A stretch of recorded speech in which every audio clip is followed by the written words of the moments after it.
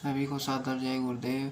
आज मैं फिर से ये वीडियो सतगुरु उपदेश में जो स्वामी जी के वचन संग्रहित हैं उनको पढ़ने जा रहा हूँ, आगे का भाग। तो आप सभी लोग ध्यान से सुने और इन वचनों को ग्रहण करें, इनका पालन करें, क्योंकि इसी से जो है गुरु आदेश के पालन से, गुरु का एक एक वचन गुरु के आदेश के समान है। तो उन वचनों का पालन करने की कोशिश करें, सबकी ये नैतिक जिम्मेदारी बनती है। जय गुरुदेव, जय गुरुदेव। सत्संग में आकर और उपदेश लेकर सच्ची नाम की कमाई है और उसे कमाते नहीं हैं। नाम की कमाई एक धन है जिससे सर्व दुख कट जाते हैं। सत्संग में सुनते भी हैं कि जगत से आशा कुछ कम करो, अपना प्रारब्ध के आश्रय टिक जाओ, विश्वास करो और उसी के अनुसार कमाई करो। जन्म अकारथ जा रहा है, क्यों गैरों के लिए बचते हो? तुम्हारा यहाँ कोई नहीं है। यदि तुम इसी तरह भूले रह गए तो आगे तुम्हें बहुत पछताना होगा। फुर्सत निकाल कर संतों के साथ पहुँचो। संतों से तुम्हारे मर्ज की दवा मिलेगी और कोई स्थान है नहीं। जो हम कहते हैं वह सच है।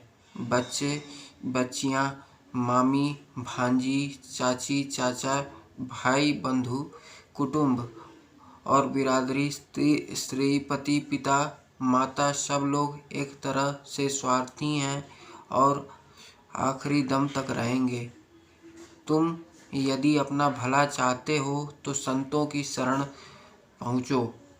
संत तुम्हें सुरत शब्द का दान देंगे और तुम्हें छुड़ा लेंगे जन्म से।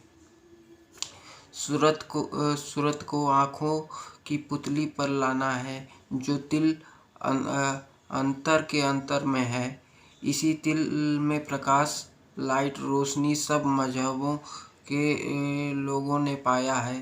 तुम्हें भी इसी तिल में होकर ऊपर के देशों में जाना है। यह कार्य गुरु कृपा से होगा। अंतर की आँख गुरु कृपा पर निर्भर है। सभी धर्म के इंसानों में आँख है, वह एक ही है। किसी ने थर्ड आई कहा, किसी ने नुक्ता सफेदा और किसी ने ज्ञान चक्षु, किसी ने दिव्य दृष्टि व किसी ने शिव नेत्र। हर प्रांतों की भाषा पर आधारित है। जिस प्रांत तथा मुल्क की भाषा जैसी अलग अलग है, उसी के अनुसार शब्दों का प्रयोग है। बहुत से धर्म का प्रचार करने वाले सीमा बनाकर या जाति बनाकर प्रचार करते हैं। उनकी बुद्धि के प्रचार में संतुलन दायरा रहता है। आत्मज्ञानी का दायरा एक है। वह एक आदमी को प्रीच करते हैं और कहते हैं ईसाई का गॉड है, मुसलमान का खुदा है, हिंदू का ईश्वर है, अन्य और बहुत सी कौमें हैं। उनका देवी देवता सूरज चांद, पृथ्वी, हवा, अग्नि, जल, भूत प्रेत आदि किसी किसी को मानते हैं, परंतु सुप्रीम पावर, सर्वशक्तिमान, सबका ऑलमाइटी एक है। हम सब उसी रोशनी के कतरे हैं तथा जर्रे हैं। बहुत से सत्संगी जनों को अरसे से आदेश मिलता रहा है कि हाजिरी सत्संग की इतवार और बृहस्पतिवार को दो पर ध्यान नहीं देते हैं और यह अवधि अधिक हो गई। कहते हैं कि मुझे पहले दिखाई और सुनाई देता था, पर अब बहुत दिनों से अंतर्बंध है। क्या कारण है? स्त्री पुरुषों को फिर समझाया जाता है कि ऐसी गलती ना करें और सत्संग की हाजिरी दें, जिससे सत्संग और गुरु की याद बनी रहे। सुमिरन भजन में मन और इंद्रियों को सिमटने और काबू में रहें तथा निर्मल होते रहें। एक चोर हमारे पास आया जो कि चोरी करके आ रहा था। उससे पूछा कि तुम कहाँ से आ रहे हो। पूछने पर कुछ हिचकिचाया। मैंने कहा जो सत्य हो उसी को कहो, मैं जानता हूँ कि तुम कहाँ से आ रहे हो। चोर कहता है कि महाराज, यदि आप मुझे बता दें कि मैं कहाँ से आया हूँ तो मैं अपने सारे ऐबों को छोड़ दूँगा।